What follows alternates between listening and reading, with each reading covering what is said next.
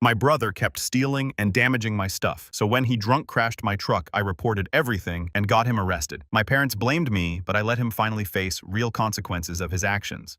If my childhood had a soundtrack, it'd be the constant echo of my parents saying, "Mike didn't mean it, he's just young." Growing up in my family, you could have put a neon sign over my brother Mike's head that read Golden Boy. He could break every rule in the book, and somehow my parents would still manage to twist things around so that it wasn't his fault. Meanwhile, I, 21 male, was stuck as the scapegoat. If Mike broke something, it was my fault for not keeping an eye on him. If he failed a class, it was because I didn't help him study. You get the picture. Mike always had this ridiculous sense of entitlement, like everything I had automatically belonged to him too. When we were kids, he'd steal my toys and destroy them. I remember one time I saved up for months to buy this fancy RC car I'd been wanting forever. The thing was awesome, super fast, sleek design, and even had working headlights. Mike begged me to let him play with it, and like an idiot, I gave in. He smashed it into a curb within 5 minutes and laughed about it. When I ran to my mom crying, she just said, "Boys will be boys. You can't expect him to be careful at his age." He was 12, old enough to know better. By the time we were teenagers, the theft got worse. Mike would take my clothes, my money, even my bike. He once rode my bike to school and left it out in the rain for 3 days because he forgot where he parked it. I found it rusted and trashed in a ditch. When I blew up at him, my mom just sighed, "You need to share Eli, your brother." Meanwhile, my parents acted like I was some kind of charity case they were being forced to support. I worked my butt off babysitting mowing lawns and shoveling driveways to save for college, but I still had to ask them for little things like gas money or help buying school supplies. Every time it came with a lecture about learning the value of money and how it's not our job to spoil you. Then, there was Mike the Golden Boy. He could destroy anything he touched, and my parents would bend over backward to replace it. His first car, a crappy old Toyota, lasted 6 months before he totaled it, driving like a maniac. My parents bought him another car, a beat-up Honda, which he wrecked within a year. Did they let him suffer the consequences? Of course not. They just found him another junk car, saying he's young, he'll learn. I didn't even get a chance to learn. By the time I turned 18, I'd had enough. After one particularly bad fight where Mike managed to break my laptop by borrowing it and then blamed me for leaving it somewhere he could grab it, I decided to leave. I called my Uncle Frank, my mom's older brother, who'd always been the only sane adult in my life. Uncle Frank is a retired cop, no nonsense but fair, and he agreed to let me move in with him. He even gave me his old truck, a GMC that had been with him for years. The truck wasn't flashy, but it was solid, a workhorse. It had a few dents and scratches from Frank's years on the job, but I didn't care. It was mine, and it was the first thing in my life I didn't have to share with Mike. That truck became my pride and joy. I kept it clean, learned how to do basic maintenance on it, and even started doing small side gigs hauling stuff for people. It gave me independence, which I desperately needed after 18 years of being treated like an afterthought. Of course, Mike hated the truck. He couldn't stand that I had something he didn't. Anytime I drove it over to my parents' house, he'd find some excuse to complain. "Why do you get a truck?" he'd whine. "Mom and Dad didn't buy me a truck. That's not fair." I'd remind him again and again that Uncle Frank gave it to me, not our parents, but it didn't matter. In Mike's mind, anything nice I had was something he was entitled to. Things came to a head when Mike wrecked his third car. He was driving like an idiot as usual and smashed it into a street pole. He showed up at my parents' house the next day, acting like the world had ended. "What am I supposed to do now?" he complained. "I need a car to get to work."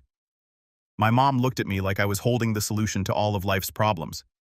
"Eli, why don't you let your brother borrow your truck? He really needs it." I didn't even hesitate. "No." Mike's jaw practically hit the floor. "What do you mean, no? You don't even use it all the time." "It's my truck," I said, "and I'm not letting you wreck it like you wreck your other cars."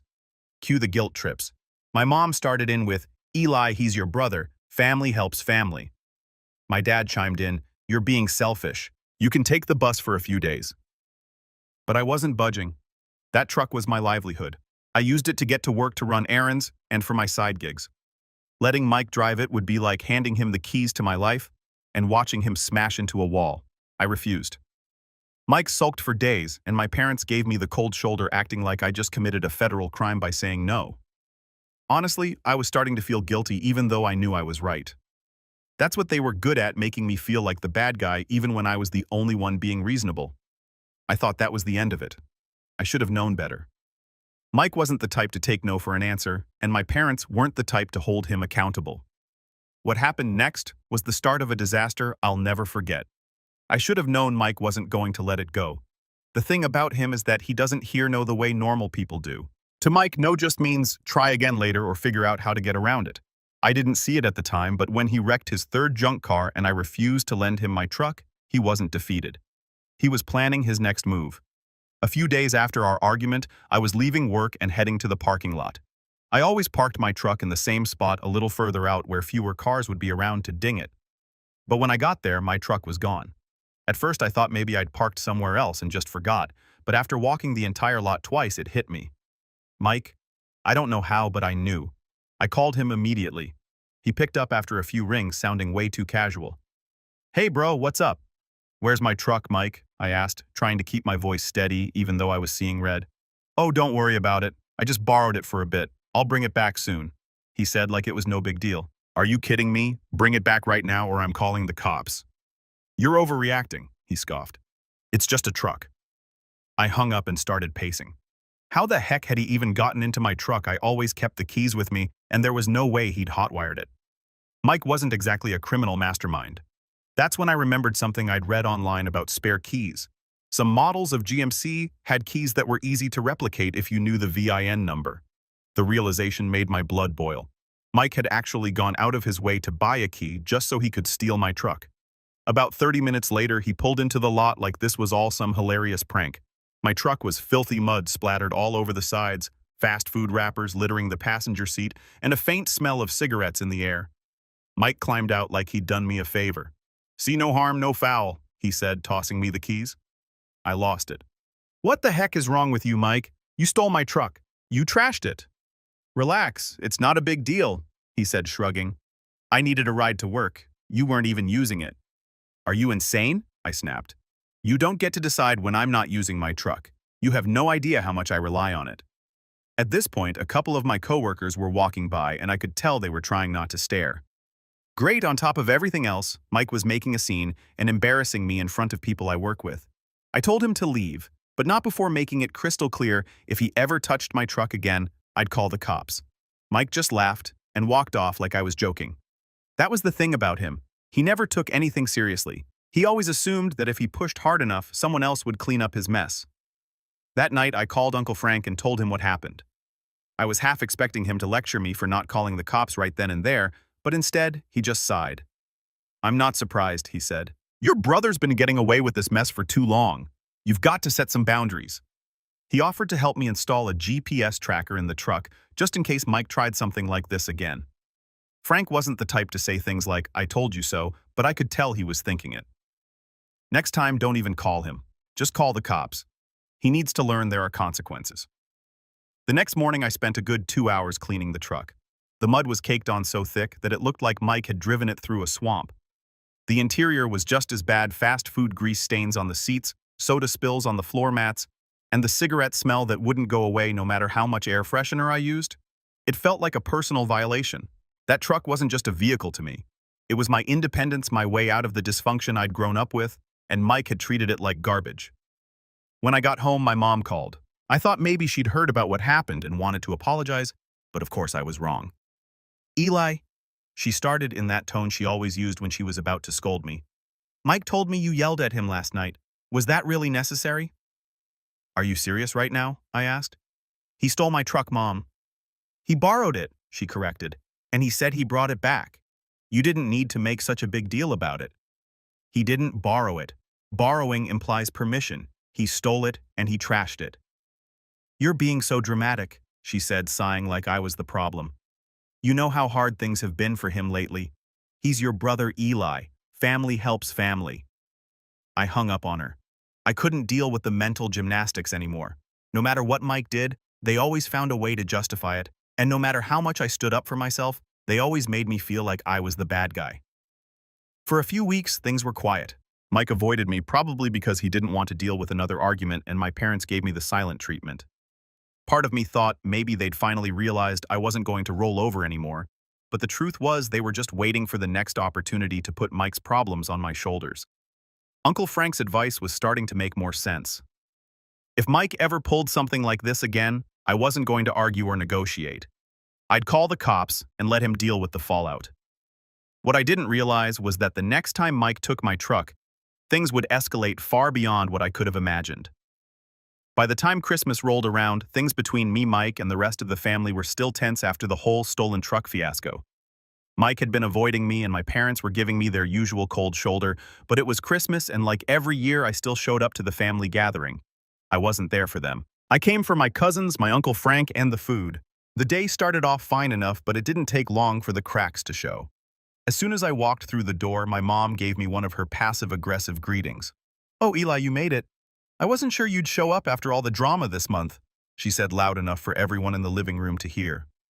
I ignored her, dumped my coat on the nearest chair, and headed straight for the kitchen. Frank was already there, sipping coffee and chatting with Aunt Linda. "Merry Christmas, kid," he said, giving me a firm pat on the back. He must have seen the irritation on my face because he leaned in and muttered, "Let it roll off. Don't let her get to you." The day dragged on with the usual holiday chaos, kids running around aunts and uncles arguing over politics, and my mom sneaking in little digs whenever she thought no one was listening. "Eli's gotten so protective of that truck," she said to one of my cousins. "It's like he thinks it's made of gold." I clenched my jaw but stayed quiet. No point in starting a fight over Christmas dinner. Mike, on the other hand, was acting unusually quiet. He stayed glued to his phone most of the day, barely making eye contact with anyone. It felt off, but I figured he was sulking because I'd shut him down so hard last time we spoke. I didn't care. I was happy to have him stay out of my way. As the evening wore on, I noticed something odd. My truck keys, which I always kept clipped to my belt loop, were missing. At first, I thought maybe I'd dropped them somewhere, so I started retracing my steps. I checked the kitchen, the living room, even the bathroom, but they were nowhere to be found. That's when the dread started creeping in. I stepped outside and sure enough, my truck wasn't parked in the driveway where I'd left it. I felt my stomach drop. Pulling out my phone, I opened the GPS tracker app. The little dot that represented my truck was already a few miles away, moving fast. I stormed back inside and called Mike. "Where's my truck, Mike?" I demanded. He didn't even try to deny it. "Relax, bro. I'm just picking up a friend. I'll bring it back in like an hour." "You stole my truck again." My voice was loud enough to make everyone in the room stop what they were doing. "It's not stealing if we're family," Mike said, shrugging. "Don't be so uptight, it's Christmas." Before I could respond, Frank walked in immediately, sensing the tension. "What's going on?" he asked. "Mike took my truck again," I said, practically shouting. Frank's jaw tightened, but before he could say anything, my mom swooped in. "Oh, come on, Eli, it's Christmas. Can't you just let it go for one day?" "No, I can't let it go," I snapped. "It's not his truck and he has no right to take it." Frank gave me a nod and pulled me aside. "Check the tracker. Let's see where he's headed." I opened the app, and that's when I noticed something terrifying. The truck's dot had stopped moving, and it was in the middle of a highway exit ramp. I immediately called Mike, but he didn't pick up. The third time I tried, he finally answered. "What now?" he said, sounding annoyed. "Where are you?" "The tracker says you're on the highway." There was a pause, and then his tone shifted. Yeah, about that. I kinda lost control on the ice. The truck's fine, though. It's just stuck in a ditch." "You what?" I yelled, making no effort to hide my fury. Everyone in the room was staring now. Mike mumbled something about the roads being bad and hung up. I threw on my coat, grabbed Frank, and headed for the door. "We're going to get my truck," I said, ignoring my mom's half-hearted, "Be nice to your brother." When we got to the scene, my truck was nose-deep in a snowbank. The front bumper was crumpled, the left headlight shattered, and the grille was bent beyond recognition. Mike was standing by the side of the road, his arms crossed like this whole thing was somehow my fault. "It's not that bad," he said as I stepped out of the car. "It's just cosmetic." "You wrecked my truck," I said through gritted teeth. "What the heck were you thinking?" "The roads are icy," he shot back. "It's not my fault." At that moment, a police cruiser pulled up behind us, lights flashing. I wasn't surprised. Someone probably called it in. The officer stepped out, looked at the truck, then at Mike. "What happened here?" he asked. Before Mike could say a word, my mom and dad pulled up in their van, rushing over like they were here to save the day. "Officer, this is all a misunderstanding," my mom started. "Eli was driving and—" "Don't even start," I cut her off. "Mike stole my truck. I have the GPS logs to prove it." The officer raised an eyebrow and turned to Mike. "Is that true?" Mike stammered, but Frank jumped in. "He's been drinking too. You might want to check." Sure enough, they gave Mike a breathalyzer, and he failed. He was cuffed on the spot for driving under the influence and driving on a suspended license. My mom started wailing, begging the officer to be reasonable, but Frank shut her down. Enough, Sharon. Let him face the consequences for once. I stayed silent as they loaded Mike into the cruiser. My truck was pulled out of the ditch, but the damage was done. As we drove back to the house, Frank glanced over at me. Next time, don't wait for him to mess up. Call the cops the moment he pulls this mess. He was right, but this was just the beginning. Mike wasn't done causing chaos, and I was far from done dealing with it. The ride back to the house after Mike's arrest was dead silent. My parents sat in the front of their van, probably stewing over how unfair it was that Mike got arrested. Frank and I were in the back seat, and he looked as calm as ever. That's one thing about Frank, nothing rattles him. But me, I was angry not just at Mike, but at my parents for enabling him for so long. They hadn't said a word to me, but I knew what was coming. The moment we walked through the front door, my mom spun around, her face red with anger. "How could you let this happen to your brother?" she hissed.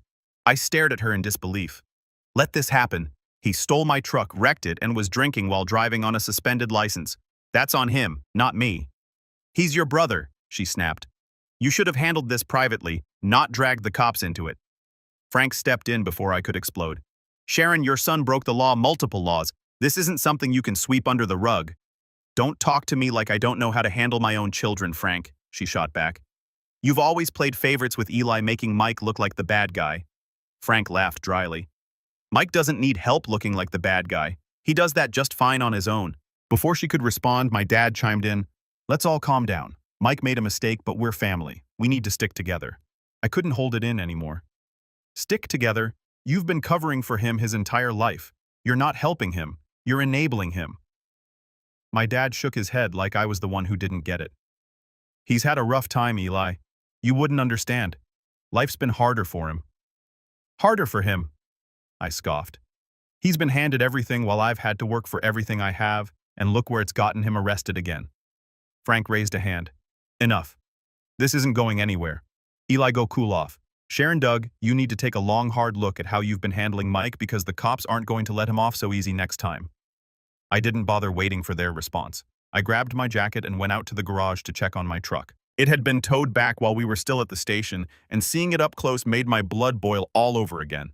The front bumper was mangled, the left headlight smashed, and the grille looked like it had been hit with a sledgehammer. The interior wasn't much better, mud everywhere, and that same stale cigarette smell Mike had left the last time. "It's just cosmetic," Mike had said, like that was supposed to make it okay. The next day I got a call from Mike. Somehow he'd managed to get access to a phone from the county jail. I let it ring a few times before picking up. "What do you want?" "Eli, I'm so sorry, man," he said, his voice trembling a little. "This was all just a misunderstanding." I rolled my eyes. "A misunderstanding? You stole my truck, wrecked it, and got arrested for a DUI. What part of that is confusing?" He sighed. "Look, I messed up. I know that, but I need your help." Here it was the real reason he called. "What do you want, Mike?" "Bail me out," he said, as if it were the most reasonable request in the world. "Mom and Dad don't have the money, and no," I cut him off. "I'm not bailing you out." "Eli, please," he begged. "I can't stay in here. It's awful. These guys, they're rough." "Maybe you should have thought about that before you stole my truck," I said coldly. "You're on your own." I hung up before he could respond.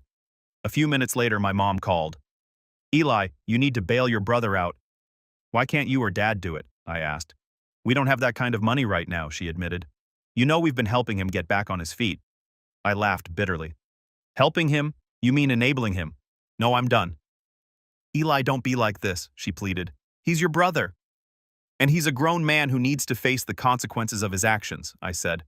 "Don't call me about this again." I hung up and blocked her number for the rest of the day. Later that evening, Frank came by with some news. So turns out Mike's not just looking at a DUI. He's also facing charges for driving on a suspended license, reckless driving, and theft. "Theft?" I asked, surprised. "Yeah," Frank said with a shrug. "Technically, he stole your truck, and since you didn't give him permission, the cops added it to the list." For a second, I felt a pang of guilt, but then I thought about all the times Mike had taken advantage of me, all the excuses my parents had made for him, and all the nonsense I'd put up with. "Good," I said. "Maybe this will finally teach him a lesson." Frank gave me a small nod of approval. "We'll see. Knowing your parents, they'll try to smooth it over." Sure enough, my parents did just that. Over the next week, they scrambled to pull together money for Mike's bail. He came straight to their house looking like he'd been through heck. Mike didn't say a word to me when I stopped by to grab some things I'd left in their garage. He just sat on the couch, staring at the floor. Part of me wanted to believe he'd finally learned his lesson, but deep down, I knew better. The fallout from Mike's arrest came fast and hard, and for once I wasn't the one cleaning up his mess. He'd been charged with driving under the influence, driving on a suspended license, reckless driving, and theft. My parents did their usual scramble to shield him from the consequences, but this time it wasn't enough. The court wasn't buying their excuses. Mike's legal troubles piled up like snow in a blizzard. The judge didn't go easy on him, and while Uncle Frank had managed to get the DUI reduced to reckless driving, the rest of the charges stuck. Between court fees, fines, and mandatory probation check-ins, Mike was looking at thousands of dollars in penalties.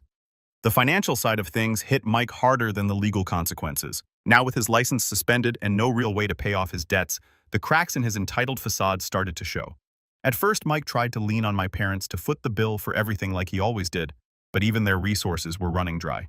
They'd already spent most of their savings bailing him out, and when he hit them up for cash to cover his probation fees, they finally put their foot down, sort of.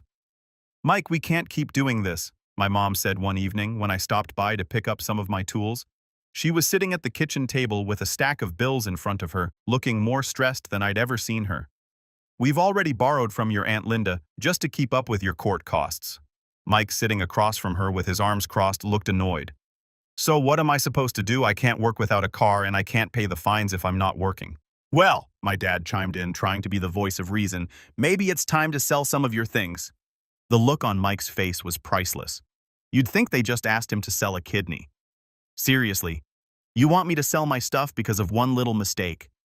"It wasn't one mistake, Mike," I cut in from the doorway. "It was a series of bad decisions that got you here. Maybe it's time you face the consequences." He glared at me, but didn't say anything. It was clear he didn't have a leg to stand on. Over the next few weeks, Mike's financial situation got worse. With no income and no car, he was forced to take a part-time job at a local pizza place as a delivery driver. The irony wasn't lost on me. Mike, the self-proclaimed golden boy, reduced to delivering pizzas on foot and borrowing my parents' ancient minivan when absolutely necessary. He hated every second of it. One time when I was visiting Uncle Frank, Mike showed up to drop off a pizza order. The look on his face when he saw us was worth every headache he'd ever caused me. Frank gave him a little wave and said, "Good to see you working, Mike. Keep it up." Mike mumbled something under his breath and practically sprinted back to the minivan. I couldn't help but laugh. For the first time in his life, Mike was being humbled, and I was here for it. Despite everything, my parents couldn't fully let go of their golden boy. They continued to make excuses for him, even as they struggled to cover their own bills, thanks to all the money they'd thrown at his legal troubles. "Your brother's trying his best," my mom said one day when she called me, clearly fishing for sympathy. "You don't understand how hard this has been for him." "Hard for him," I said, incredulous. "It's been hard for you because you keep cleaning up his messes.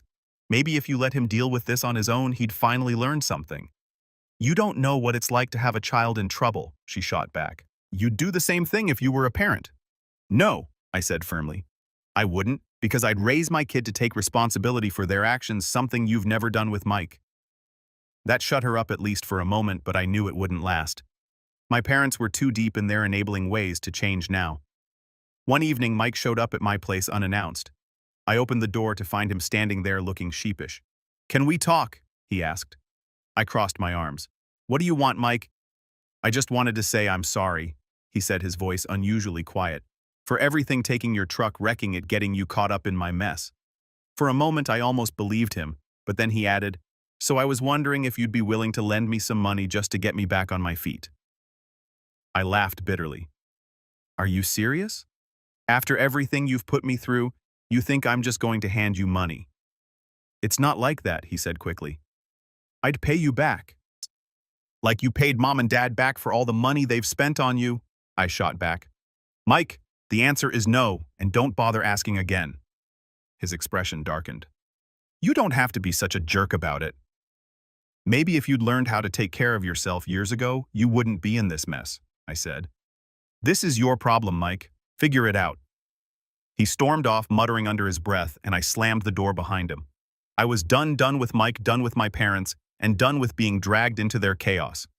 As Mike continued to struggle with his financial and legal troubles, I started to feel something I hadn't felt in years: Peace. For once, I wasn't the one cleaning up his mess. I wasn't the one being blamed for his failures. He was finally being forced to face the consequences of his actions, and it felt good. Karma has a funny way of catching up to people, and it looks like Mike's finally getting his share. The fallout from Mike's antics didn't just hit him. It was like the entire family was falling apart, and I was the only one ready to walk away from the mess. My parents were struggling financially after bailing Mike out and covering his court costs, but instead of holding him accountable, they doubled down on their enabling ways. Meanwhile, Mike was still playing the victim, trying to weasel out of every responsibility like usual. It all came to a head one evening when my mom called me asking for another favor. I picked up the phone, already bracing for what was coming. "Eli, we need to talk about Mike," she started in that tone that always signaled she was about to guilt-trip me. "What about him?" I said, keeping my voice as neutral as possible. "Well, he's been having a really hard time," she said. "You know, with everything going on, the legal trouble, the job situation. We were hoping you could, I don't know, maybe let him stay with you for a little while, just until he gets back on his feet." I couldn't believe what I was hearing. "Are you kidding me?" I asked. "After everything he's done, you want me to take him in?" "It's not like that, Eli," she said, sounding exasperated. "He just needs a little support right now. He's your brother." I let out a bitter laugh. "No, Mom, if you want to keep enabling him, that's on you, but I'm done." After I hung up, I knew I was done not just with Mike, but with my parents too. For years, they treated me like I was less important, like my role in the family was to clean up after Mike and take the blame for his mistakes. I'd spent so much time trying to prove myself to them, but I realized something that night: I didn't owe them anything. The thing about cutting ties with toxic family members is that they don't always take no for an answer. My mom tried calling me a few times after that, leaving voicemails that swung between guilt-tripping and outright denial. "Eli, we need to talk. This isn't like you," one message said. Another one was more dramatic. "I don't know what we did to deserve this, but you're breaking this family apart." Each time I deleted the messages without listening to the rest. I didn't owe them an explanation. I'd already made my decision, and I absolutely don't regret it.